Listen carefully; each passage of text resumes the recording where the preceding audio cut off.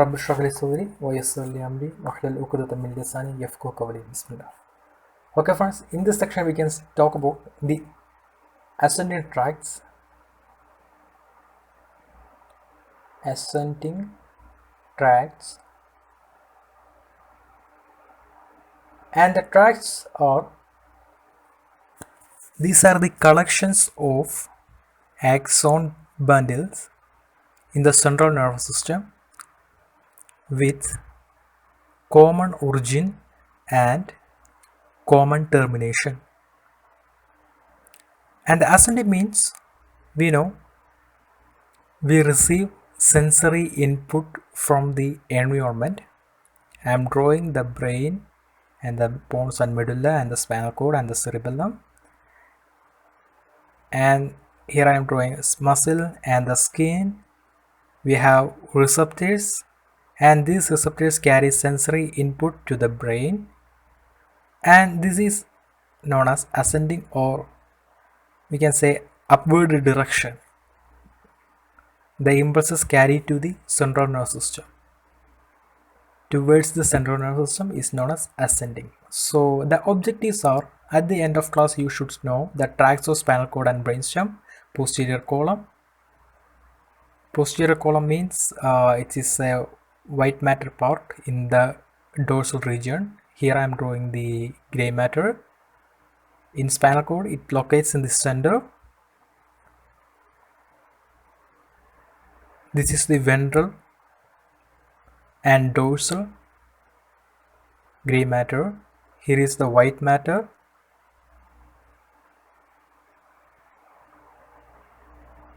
And I am drawing the horn, the dorsal horn of the gray matter and the lateral horn of the gray matter.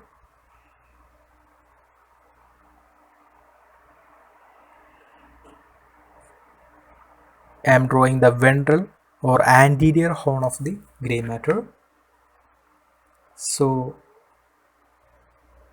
now I am drawing the dorsal column or posterior column. It is the part of white matter. Here I am drawing the lateral column. You can see here lateral column. It is also part of white matter.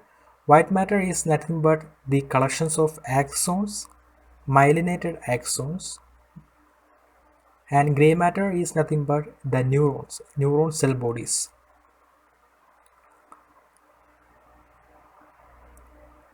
And finally we can draw the anterior column.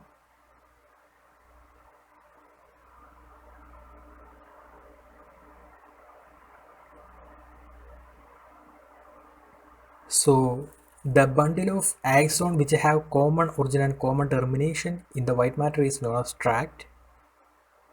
Column is located in the white matter and the horn is located in the gray matter.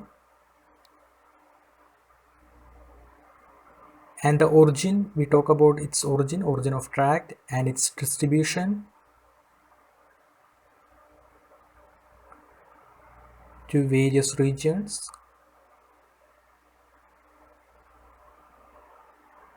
And its course, crossing and the termination. And last we can talk about the applied one.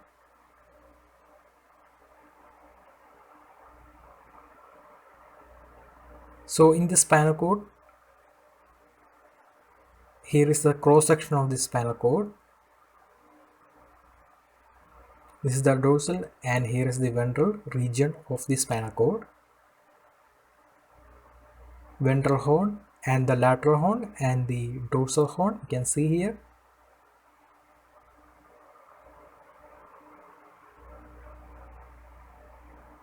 So dorsal horn has the function of sensory input, and lateral horn, it has autonomic nervous system as the function. In ventral horn, motor output, that is from the central nervous system to muscles and various regions of the bodies. Ascending pathways, it contains 3 motor neurons. Ascending pathways, in the dorsal column, it has three neuron pathways. Primary sensory neurons from external receptors, example muscle, skin, joints, and travel through dorsal roots of spinal cord. And the secondary neurons make up the tracts in spinal cord and brainstem. Spinal cord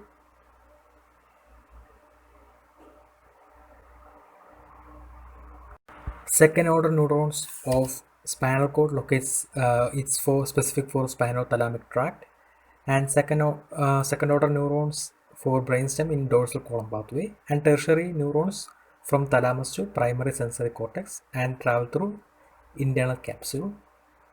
And we can draw spinothalamic tract here. We have two lateral and anterior spinothalamic tract, and it receives the pain and temperature from the body.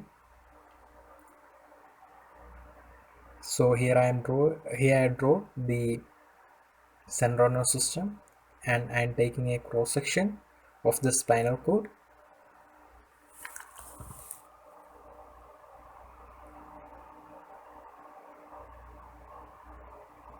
So primary order neurons in the dorsal root ganglia, and from the spinal cord they reach into the thalamus where the third order neurons locates. In second order neuron locates in the spinal cord itself, and from thalamus the primary sensory cortex, it travels to upper higher nerve system. So if I take in the cross section of the spinal cord, so you can see the second order neuron locates in the spinal cord, and this is for spinal thalamic tract.